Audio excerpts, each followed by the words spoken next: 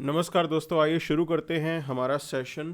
और आज के हमारे प्राइम एजेंडाज में होंगे India US relations, Lothal Indus valley civilisation की एक साइट है उससे रिलेटेड कुछ जानकारी, निएंडरथाल जो कहा जाता है कि आज का जो ह्यूमन है इससे पहले हमारा लिंक निएंडरथाल के साथ होता था, ट्रम्प प्रेसिडेंसी के अंदर क्या नए चेंजेस आने वाले हैं, ईरान चाइना रिलेशन को लेके कुछ फैक्टर्स को देखा जाएगा यहाँ पे, और लेटेस्ट डेवलपमेंट में तालिबान ने पाकिस्तान के कुछ इलाकों पर हमला किया है। सो इन पॉइंट्स को हम यहाँ पे आज कवर करेंगे। तो आइए इस पर्टिकुलर सेशन को शुरू करते हैं और फ्रंट पेज से हम लोग इसकी शुरुआत करेंगे। बाकी मैं बता रहा हूँ आपको, हमने PYQs काफ़ी इसमें ऐड किए हुए हैं। तो farm leaders health falling, Punjab helpless. Okay, so ये प्रेजेंट सिनेरियो चल रहा है और सुप्रीम कोर्ट इंटरवीन कर रहा है यहाँ पे। देखिए, एक पॉइंट मैं आपको समझाना चाहता हूँ। इंडिया को कहा जाता है कि इंडिया सॉफ्ट स्टेट है, ठीक। तो सॉफ्ट स्टेट के दो डायमेंशन होते हैं। एक होता है कि इंटरनेशनल मामलों में हम लोग सॉफ्ट स्टेट हैं, मतलब हम कुछ निर्णायक एक्टिविटी नहीं करते हैं, कोई ना हमारा कोई प्रॉपर स्टैंड होता है, ये इंटरनेशनल मामलों में है।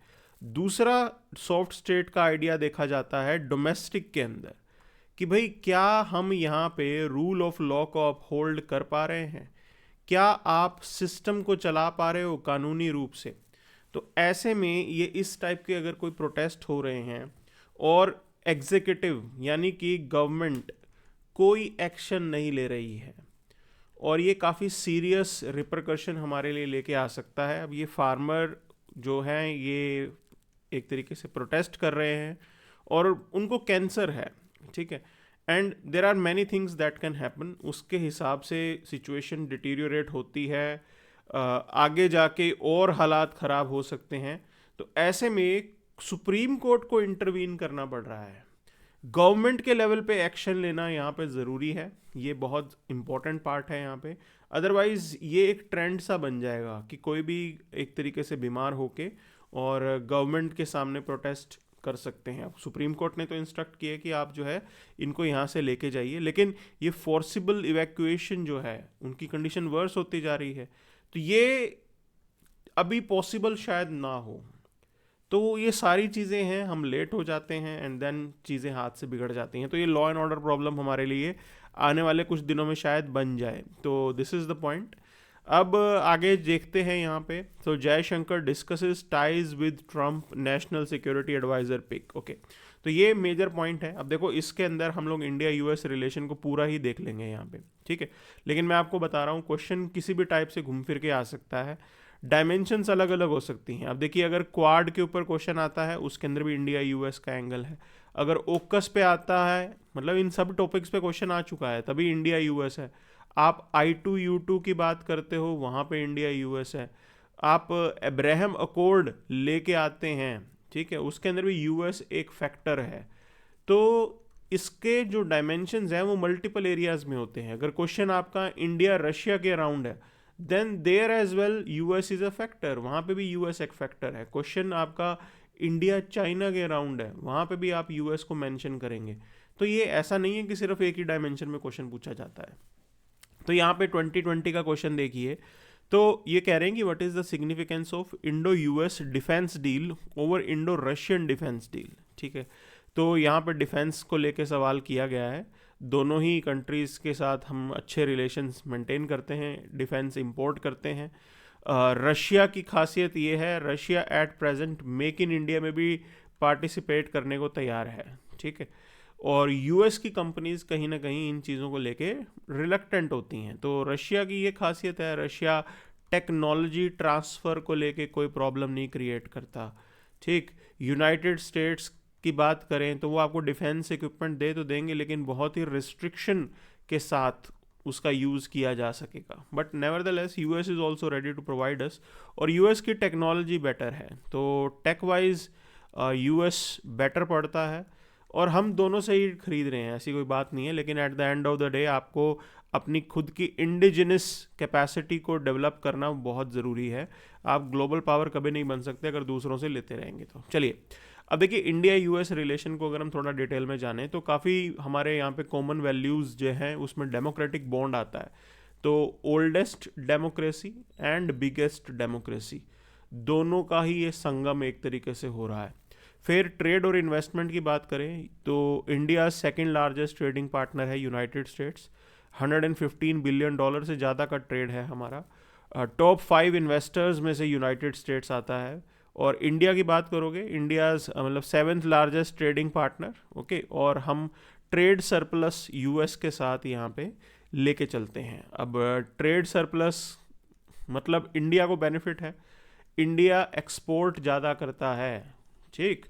तो ये इसका पॉइंट है और हमें इसका फ़ायदा होता है। स्पेसिफिकली अगर आप आईटी सर्विसेज वगैरह को देखेंगे तो वहाँ पे हमारा रोल होगा। अब डिफेंस कोऑपरेशन की बात करें तो ऑलरेडी वी हैव 2+2 डायलॉग। 2+2 के अंदर आपके डिफेंस और आपके फॉरेन मिनिस्टर बैठ के बातचीत करते हैं मुद्दों के ऊपर। Then major defence partner designation already हमें मिला हुआ है। इंटरनेशनल ग्रुपिंग्स के अंदर यूएस ने हमें हेल्प की है, चाहे वो MTCR हो, ऑस्ट्रेलिया ग्रुप हो, वैगनर ग्रुप हो, ये अलग अलग ग्रुप्स हैं, इनकी हम डिटेल में अभी नहीं जाएंगे। हमारी बायलैटरल एक्सरसाइजेज भी होती हैं, युद्धाभ्यास, मालाबार, कोप इंडिया, ठीक। तो इन सभी एरियाज में हम साथ मिलकर काम कर रहे हैं, कोई खास इसमें दिक्कत नहीं है। अगर स्ट्रेटेजिक लेवल पे बात करेंगे तो क्वाड, चाइना को काउंटर करना है, दोनों साथ में हैं। हम चाहते हैं फ्रीडम ऑफ नेविगेशन होनी चाहिए, ठीक। यूएस भी यही चाहता है। और इंडिया क्यों चाहता है फ्रीडम ऑफ नेविगेशन होनी चाहिए? क्योंकि 90% ऑफ वॉल्यूम बाय वॉल्यूम जो हमारा ट्रेड होता है, international trade, merchandise trade, goods का बेसिकली ट्रेड, वो पानी के थ्रू ही हो रहा है, ठीक है। एनर्जी और क्लाइमेट चेंज के अंदर आप लोग साथ में काम कर रहे हैं। स्पेस टेक्नोलॉजी में there are many you can say initiatives where we are with United States. तो ये सारे फैक्ट देख लिए। अब देखिए डिफरेंसेस भी हैं, ऐसा नहीं है कि बिल्कुल हर चीज़ स्मूथ चलती है। डिफरेंसेस के अंदर ट्रेड रिलेटेड इशू है, इंटेलेक्चुअल प्रॉपर्टी राइट्स को लेके, ठीक। और यूएस के कानून अलग हैं, हमारे कानून अलग हैं। फिर review of India's generalise system of preferences. अब देखिए जीएसपी के अंडर यूएस कुछ बेनिफिट देता है, ठीक है। ये यूनाइटेड स्टेट्स का है, यूनाइटेड नेशन वगैरह का, WTO का कोई लेना देना नहीं है। यूएस कुछ डेवलपिंग नेशंस को यहाँ पे, या अंडर डेवलप्ड जो नेशंस होते हैं उन देशों की कंपनीज को कुछ बेनिफिट यहाँ पे देता है, ठीक है। उनके ऊपर थोड़ी ड्यूटीज और टैक्स वगैरह कम लगाए जाते हैं। ट्रंप जब पिछली बार आए थे उन्होंने इंडिया को इस जीएसपी बेनिफिट से हटा दिया था, तो ये एक मुद्दा बना था। इंडियन कंपनीज को थोड़ा बहुत नुकसान हुआ उससे, ठीक।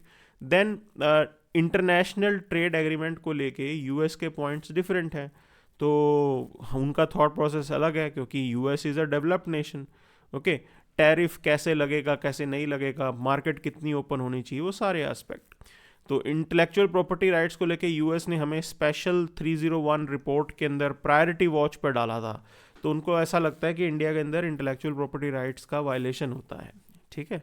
तो ये पॉइंट वो उठाते हैं। अब देखो यूनिलेटरल एक्शन यूएस ने बहुत बार लिए हैं, चाहे वो अफ़गानिस्तान से जाने की बात हो, वो भी यूनिलेटरल था। और दूसरा पॉइंट अगर आप समझेंगे तो वो सैंक्शंस लगाते हैं रशिया और ईरान के साथ। अब ये हमारे लिए अच्छा नहीं है, ठीक है। तो मैं आपको यही बताऊंगा आज, तो इंडिया के लिए क्यों अच्छा नहीं है। ऐसे में ये जो ईरान और रशिया हैं ये किसके करीब चले जाएंगे? चाइना के करीब चले जाएंगे। तो वहाँ पे इंडियन इंटरेस्ट अंडरमाइन हो जाता है। और इसलिए इस एटीट्यूड को ठीक करने की ज़रूरत है जो हर चीज़ में सैंक्शन लगाए जाते हैं। तो यही रीज़न तो है कि सब लोग ब्रिक्स की बात कर रहे हैं, ब्रिक्स करेंसी लाने की बात कर रहे हैं, because everyone is not happy with United states sanction. सब लोग खुश नहीं हैं इससे। यूक्रेन रशिया के पॉइंट ऑफ व्यूज़ को लेके वो हम पे प्रेशर डालते हैं। डिफेंस प्रोक्योरमेंट, इंडिया ने S-400 लिया, उस पर उनको प्रॉब्लम है। इंडिया ने रशिया से ऑयल इंपोर्ट किया, उस पर भी यूनाइटेड स्टेट्स को प्रॉब्लम है। तो ये हमें तो अपने नेशनल इंटरेस्ट से चलना है ना। We can not be dictated by United States. यही तो मेन गेम है इसके अंदर, क्लियर। तो पेरिस डील से उन्होंने विड्रॉ कर लिया, अफगानिस्तान से विड्रॉ कर लिया। They don't think about other countries interest. इस तरीके के एक्शन से पहले दूसरों के बारे में वो परवाह नहीं करते हैं, और यही प्रॉब्लम आती है। So this is what was pointed out. अब अगले न्यूज़ पे चलेंगे। अच्छा, Putin apologises to Azerbaijan for crash. अब देखो ये वॉर के अंदर होता है तो that plane crash was basically because of it was hit by Russian missile. तो रशिया के अंदर वहाँ पे उनका डिफेंस सिस्टम एक्टिव था, और उस डिफेंस सिस्टम एक्टिवेशन के कारण जो है ये एक तरीके से नुकसान हो गया है। आगे भी फ्यूचर में इस तरीके की चीज़ हो सकती हैं। Russia said that plane was flying in, you can say, in the Russian territory, but still तो ये दिक्कत है यहाँ पे, ठीक।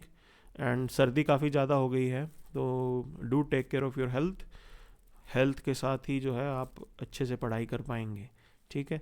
तो अगली news is this, Lothal will become global hub for maritime heritage. तो लोथल ऑलरेडी एंशियंट एक साइट है इंडस वैली सिविलाइजेशन की। क्या खासियत है इसके अंदर, यहाँ पे डॉकयार्ड था, ठीक है। ट्रेड काफ़ी अच्छे से होता था, और बीड मेकिंग इंडस्ट्री थी यहाँ पे, तो ये सब इधर बनता था। टूल, सील्स, पॉटरी, वो सब यहाँ पे मिला है हरप्पन सिविलाइजेशन से रिलेटेड। अब इसको आज की डेट में global hub for maritime heritage बनाया जाएगा, ये यूनियन पोर्ट मिनिस्टर ने बोला है। अब यहाँ पे हम जो सवाल करेंगे, ये देखिए 2002 का सवाल है, बहुत पीछे हम चले गए हैं। तो मैच द फॉलोइंग इन्होंने पूछा और कहा कि बताइए क्या क्या मिला था, ठीक। तो ये लोथल के बारे में ज्ञान यही है कि it is known as world's earliest non dock.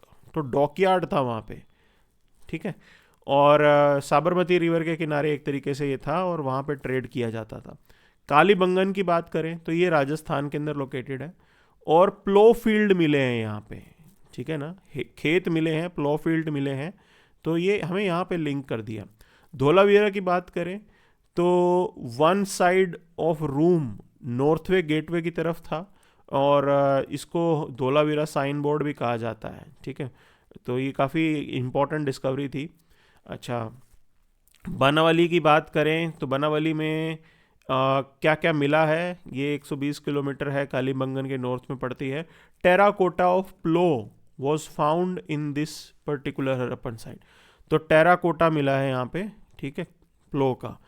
तो ये इस तरीके से आप इसका कर सकते हो। इसका जो सीक्वेंस बनेगा, ए के साथ 2 जुड़ रहा है और बी के साथ जुड़ रहा है 1, ठीक।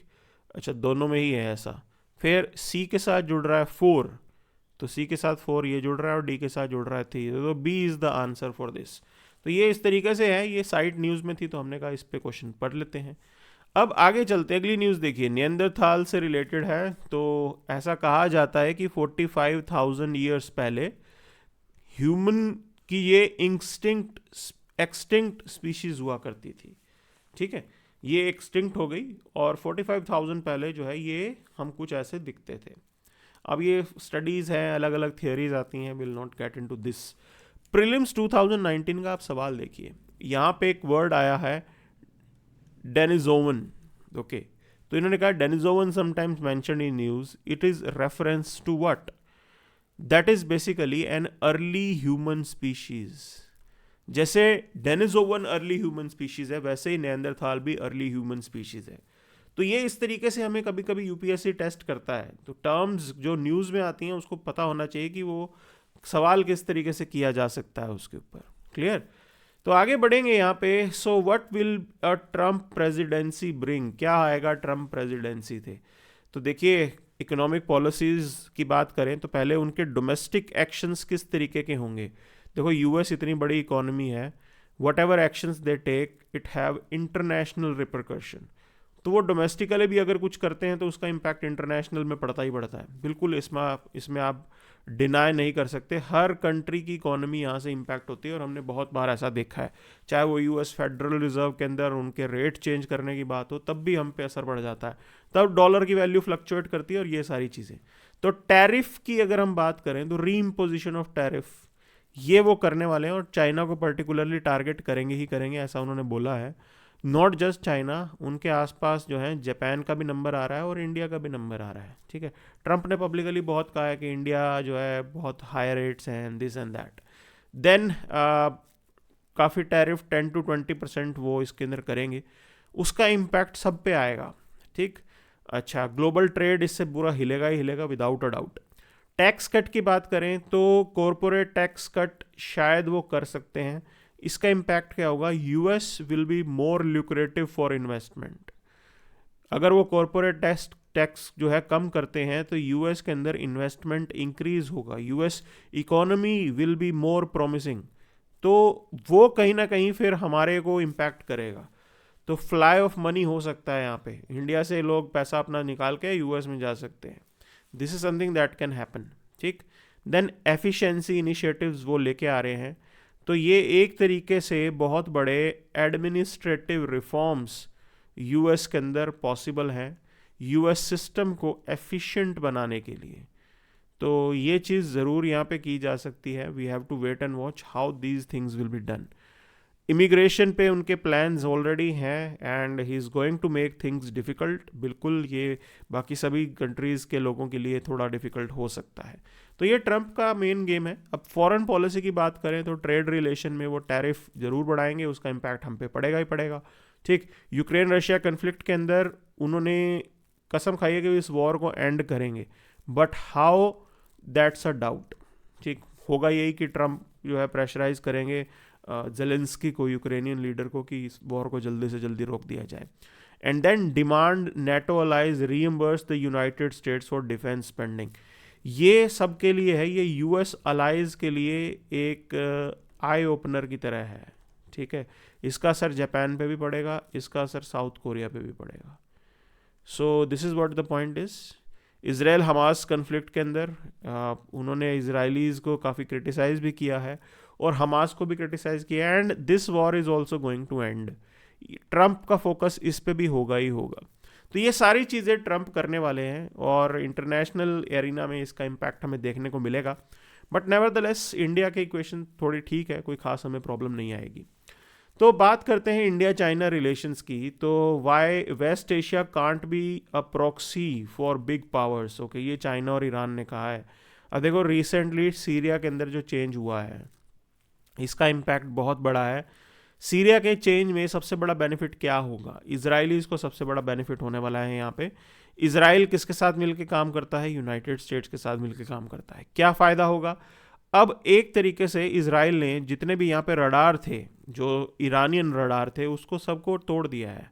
तो अब रास्ता साफ है कि फ्यूचर में इजराइल को कभी एयर स्ट्राइक करनी हो ईरान के ऊपर, ठीक, अगर भविष्य में इजराइल को कभी एयर स्ट्राइक करने का मूड करे ईरान के ऊपर, तो अब वो रिस्ट्रिक्शंस उतनी ज़्यादा नहीं होंगी, स्मूथली इजरायलीज जो है वो काम कर पाएंगे। तो ये डेवलपमेंट है, ये क्रिटिकल है। अच्छा, अब अगर आप इसकी बात करें ईरान और चाइना को लेके हम देखते हैं। देखिए, इंडिया ने छाबहार पोर्ट यहाँ पे बनाया। हमारा आइडिया यही था कि यहाँ से हम अफगानिस्तान जाएंगे, यहाँ से हम सेंट्रल एशिया की तरफ जाना चाहते थे। ठीक, कि मुंबई को लिंक करेंगे और मुंबई से जो है ये इस तरीके से लिंकेज इस्टेब्लिश होगा। अब इसमें प्रॉब्लम क्या आती है? यूएस के जो सैंक्शंस लगते हैं वो कहीं ना कहीं वो इंडियन इकोनॉमिक इंटरेस्ट को अंडरमाइन कर देता है, लेकिन चाइना इस चीज़ की परवाह नहीं करता and they carries out their trade. और ईरान अगर चाइना के ज़्यादा पास जाता है, that is not going to be good for us. वो इंडिया के लिए बिल्कुल भी ठीक नहीं होगा। तो ये एक बड़ा मुद्दा है यहाँ पे। And then we do want कि ईरानियन ऑयल जो है वो मार्केट के अंदर पहुंचे। As Iranian oil will enter market, things will be easier, prices जो हैं वो और कम हो जाएंगे। तो ये सारी डिबेट्स जो चलती हैं, Iran is already part of, you can से, बेल्ट एंड रोड इनिशिएटिव, उसका ईरान भी पार्ट है। इन चाइना जो है काफ़ी इंफ्रास्ट्रक्चर वहाँ पे डेवलप कर रहा है। These things are happening and it is not going to be good for us, क्योंकि वो चाइना और ईरान की इक्वेशन को बेटर करने वाले हैं। तो ये सारी बातें हैं यहाँ पे जो एक वेस्ट एशिया के अंदर चलती हैं। अभी एट प्रेजेंट एक इमेज जो सीरिया से निकल के आई है, सीरिया में जो हुआ है उसने यूएस को रिवाइव कर दिया है। ठीक, और रशिया और ईरान यहाँ से भागते हुए नजर आ रहे हैं। चाइना तो वहाँ पे ऑलरेडी पहले नहीं था। तो ये सब चलेगा उस एरिया के अंदर। Taliban target Pakistan in retaliation for air strike. Now these developments we see border area के अंदर ये सब हुआ। यहाँ पे पहले एयर स्ट्राइक किया गया पाकिस्तान द्वारा और यहाँ पे अब वापस इन्होंने रिटेलिएट किया है। देखिए, मैं आपको एक चीज़ बताता हूँ, इंटरस्टेट इंटेलिजेंस जो पाकिस्तान की है, दे वर ड्रीमिंग, किस चीज़ का सपना वो ले रहे थे? They were dreaming of controlling Taliban. But reality is this, no one controls Taliban. कोई भी तालिबान को कंट्रोल नहीं करता है, ठीक है, ये रियलिटी है। तो अफ़गानिस्तान का इतिहास अगर आप देखेंगे, Afghanistan had a war economy. These people they love fighting, वो वॉर चलता ही रहता है वहाँ पे, और इसीलिए कोई भी इसको छेड़ता नहीं है। जिस जिस पावर ने अफ़गानिस्तान पे कब्जा करने की सोची है वो पावर डिसइंटीग्रेट हो गई है, ये हमने देखा है पास्ट के अंदर, ठीक। तो अगर आप यूएसएसआर को देखोगे तो सोवियत यूनियन के डिसइंटीग्रेशन के अंदर यही था ना कि 1978-79 में उन्होंने अफ़गानिस्तान को इन्वेड किया था, यही तो दिक्कत थी। रिसोर्सेज उन्होंने एक तरीके से काफ़ी वेस्ट किए। 2001 के अंदर यूएस ने इन्वेड किया, क्या मिला? कुछ नहीं मिला। और लास्ट जो Anglo British mean Anglo Afghan war हुआ था, उसके बाद ब्रिटिश पावर भी कमज़ोर हो गई थी। तो ये सारे सीक्वेंस हैं, इसीलिए अफगानिस्तान को ग्रेवयार्ड ऑफ बिग पावर्स बोला जाता है, ठीक है। तो ये सब पॉइंट्स हैं जो हमें समझने हैं यहाँ पे, ठीक, और जो पॉइंट आउट भी किया जाता है। So these are the key developments. Now this is what we have for today session. और एक बार देख लेते हैं कुछ बच तो नहीं गया।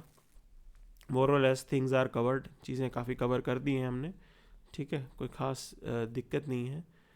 Okay, and GPS interference on aircraft rising 10% of flights report low navigation accuracy over India's border. Okay, so ये सारी चीज़ें देखने को मिली। देखो रियलिटी ये है, या तो ये अटैक हो सकता है, दूसरा ये हो सकता है कि we have to be having our own navigation system. Okay, तो हमें हमारा खुद का नेविगेशन सिस्टम चाहिए यहाँ पे, ये ज़रूरी है, ठीक। We can not rely on GPS। GPS is American system. आपके यहाँ पे जो हो, आपका खुद का सिस्टम हो तो बेटर है। There can't be anything better than that. So that is something the point has been. Okay, तो ये मेजर चीज़ें थी जो आज हमने कहाँ पे कवर की हैं, and that is what the point is. चलिए, so that's it for the day then. Thank you very much.